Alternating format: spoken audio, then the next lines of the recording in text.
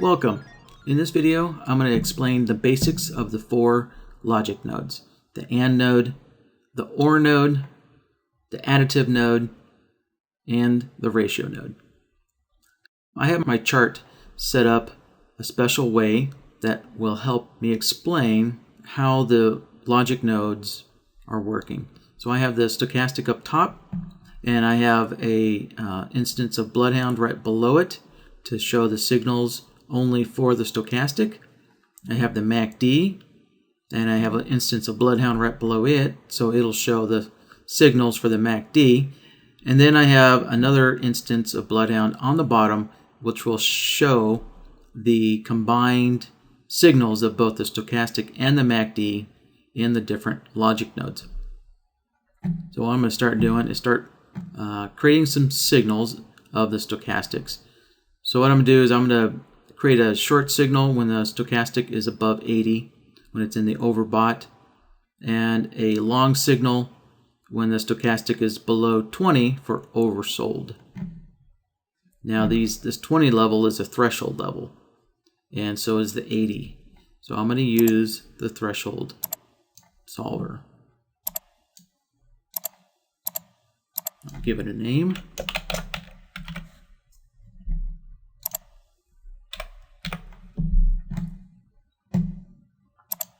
Input the indicator. And I made this stochastics a little faster, so that way I would get some more overbought and oversold signals out of it.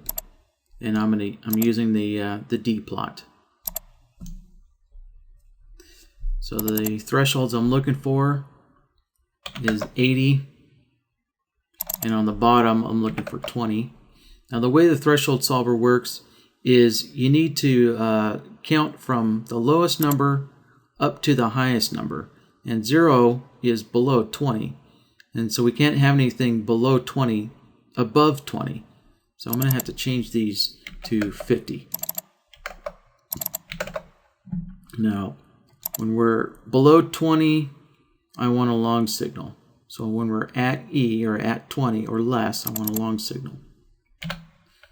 And when we're at A, or at 80 or greater, I want a short signal. So we can see down here, this instance of BloodHound is marking those conditions there.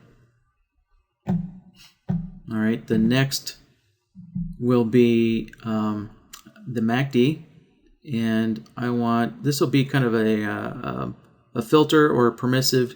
So when the MACD is below 0, I want that to be a filter for shorts only. And when it's above 0, it will filter out the shorts so that we only go long. So once again, this is another threshold solver.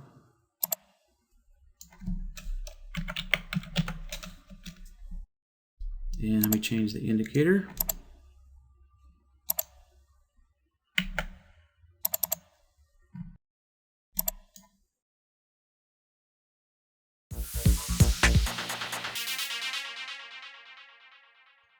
I now have BloodHound on my chart 3 times. Here I am showing BloodHound's output with just the stochastics indicator using the threshold solver. And here the MACD, just as you saw earlier. Below is the output that I will be demonstrating the different logic nodes on. Okay, now we can analyze how the different logic nodes affect our signals. So let's go to the logic tab, and give this a name. To demonstrate the difference between all 4 logic nodes, I'm going to add all of them to the logic workspace and then connect both solvers to each logic node. We'll then be able to quickly swap between the 4 and compare their outputs. And this is the order in which I'm going to explain how they work. All right. pan over. Let me add my solvers.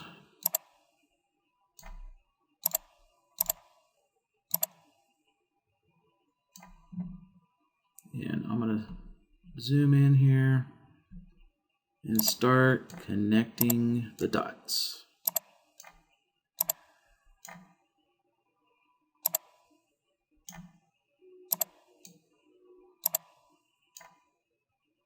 Now you can see I have, since I started using the logic tab, you can see that the output down here has disappeared. And that's because as soon as you create a logic template, your output comes from this result node. So you won't get any output until you have something plugged into this result node.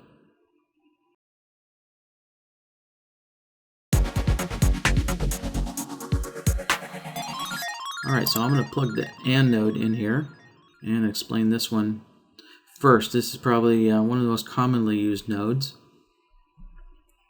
So we can see what the AND node is doing is it requires both signals to be in alignment.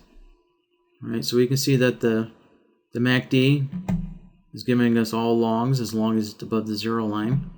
And the stochastic, we can see it didn't quite give us a signal, but we do have an output. And you can see this total output is mimicking the stochastic. Exactly. So think of the AND node as kind of like looking at the minimum value, the minimum output, or the minimum confidence output, and it's letting that minimum pass through. All right, so the MACD its output is at 1, but the stochastic, its output, only gets up to about 0.77, somewhere in there. And so the same with the BloodHound down here, combining both through the AND node. We can see that when the MACD is below 0, and we do get an overbought condition for a short signal, it allows that short signal to go through. So both of these nodes, right? So both of these nodes have to be in agreement. So we have to have both the stochastic solver and the MACD solver both in agreement to allow the signal to go through.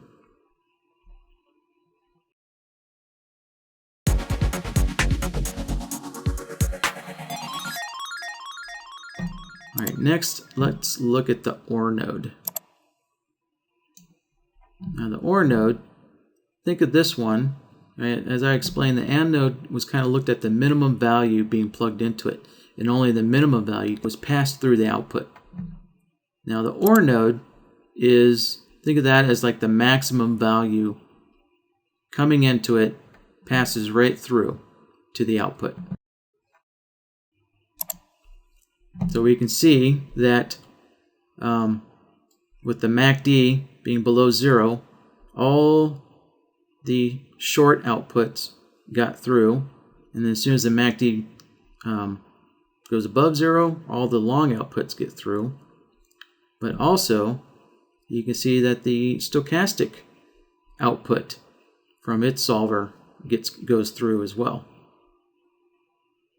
So you can see the OR node is just letting everything through. So it's kind of combining. So what it's doing is it's combining both solvers together and letting their outputs go through no matter what.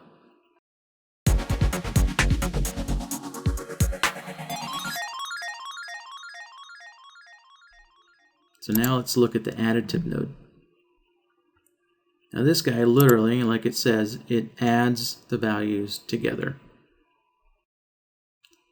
So in a way, it'll look a lot like the OR node. But what it allows you to do is it allows you to create a system like, say, if 5 out of your 7 conditions are met, then the additive node can allow 5 out of 7 to create a signal for you. But what you have to do in order to get that to work is Well, in this example, I only have 2. So what I'm going to do is I'm going to divide each of these solvers' output in half. Right? So each solver has an output ranging from 0 to 1. And I'm going to cut that in half. So if I select the additive node, and I can use this slider and slide it down to 0.5. Slide this down to 0.5. All right, and you can see the output is changing here.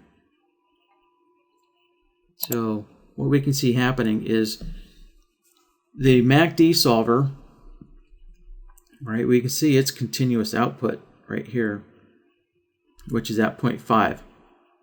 And then when the MACD solver goes long, we can see its output up here. We can see its output down here at 0.5. And then when the MACD is short and the stochastic is giving us just short, we can see it's adding the stochastic to the MACD signal. Right? And so we're getting the short signal here and a short signal here. But we can see that here we're getting this signal, this long signal from the stochastic, but the MACD doesn't have a long signal. So we're getting only, so the output here of the long signal only reaches 0.5. So you can see that the additive node is literally adding the two values together.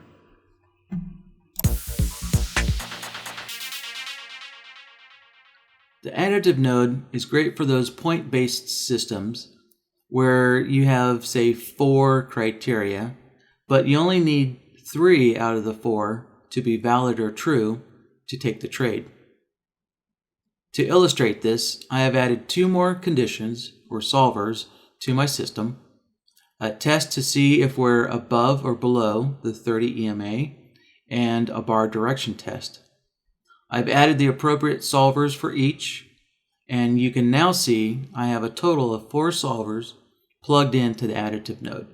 The point I want to illustrate, or the example I want to illustrate, is I'm going to create a system where I'll get a signal if 3 out of 4 of these solvers are true, if their conditions are true. So if I'm looking for 3 out of 4, since I'm looking for 3, their output value needs to be set to a third. So I'm going to set this one to a third as well.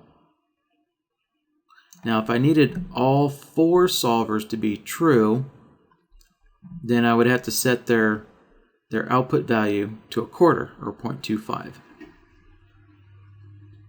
But it would be much easier just to use the AND node for that. So once again, the additive node is good for conditions where you only need like 3 out of 4 solvers to be true, or 2 out of 4. Okay, so let's take a look at the chart. And I'm going to mark this. So we're looking at this guy right here. So the MACD is below 0, so that's 1 condition met. The stochastic, well, that's giving us a long, so that condition is not met. So let's look up here. So we have a down bar, so that's 1 condition met, and we're below the EMA, so that's another. So that's 3 conditions out of the 4 being met. All right, so we're below the EMA, we're on a down bar, and the MACD is below 0. So 3 out of 4 solvers are met, and we have a signal. So that is kind of a beginner example of how the additive mode works.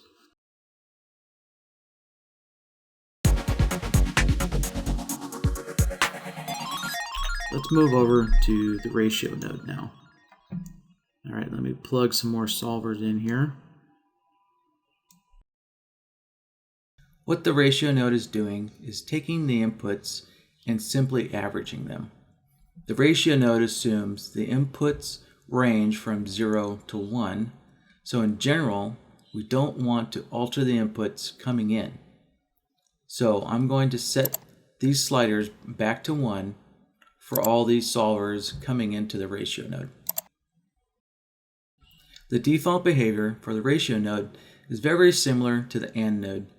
Since it's averaging the inputs, the only way to get a signal is to have all the inputs be signaled as well. However, we can alter this behavior. The subtle difference between the AND node and the ratio node is that we can easily increase or decrease the influence of any input by altering the weights.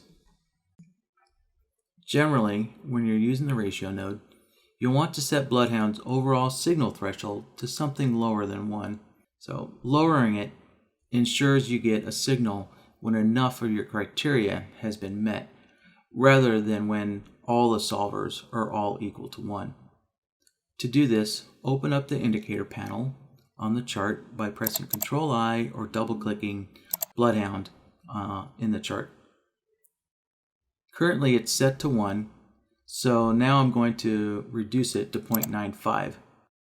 I would suggest playing around with this value to find out what setting works best with your system.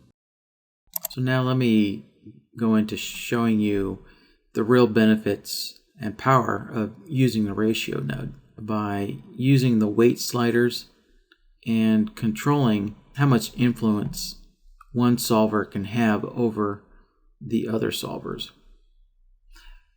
So what I'll demonstrate is influencing the MACD node enough to overcompensate for the stochastic node here and produce a signal. We can see down here that BloodHound's output is almost ready to fire off a signal. After you select the ratio node, you'll see the solver controls on the right hand side, just like this. If you look next to the name, you'll see here that we have a number. This number is the factor that affects the weighted average calculation. The higher the number, the more influence the solver will have on the ratio node's output, and vice versa.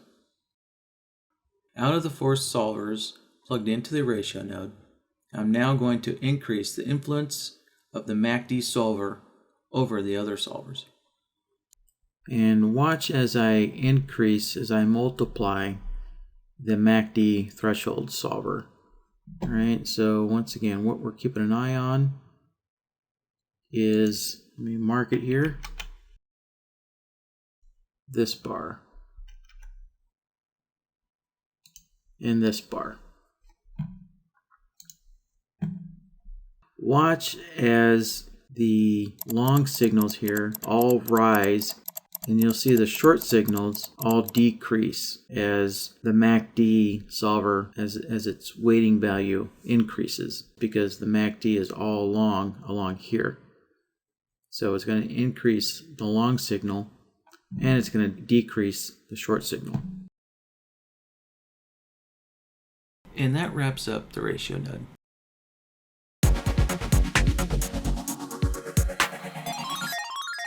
Thanks for watching this tutorial. In summary, you have learned the 4 basic building blocks of a BloodHound template, the 4 different logic nodes. The AND node, which only gives a signal when all the inputs are signaled. The OR node, which gives a signal when any of the inputs have a signal. The additive node, which is used in point scoring systems and adds all the inputs together. And the ratio node, which is used when you need to vary the degree of influence or importance of any of the solvers. Thanks for watching this tutorial, and for more information, visit our website at www.sharkindicators.com.